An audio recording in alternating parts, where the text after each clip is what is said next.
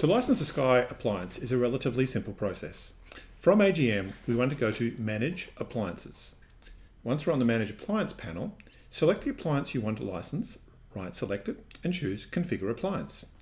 Now, you need to have saved your license key into a text file. You can call the text file anything you want. I've called it license.key, but there are no naming requirements.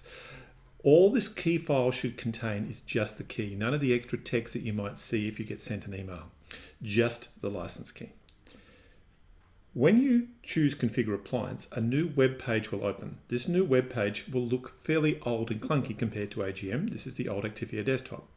You're talking directly to the appliance. Go System, Configuration, License Management, and the License Management panel will open up, and then select Upload License Key File.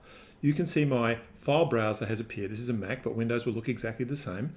Select the key file that you created and then hit Choose. When you do that, I didn't catch it quick enough, but in the bottom left here, you'll get, bottom right, you'll get a message saying that the license file has been applied in green, and you'll see one more line appear here. Your Sky is now licensed.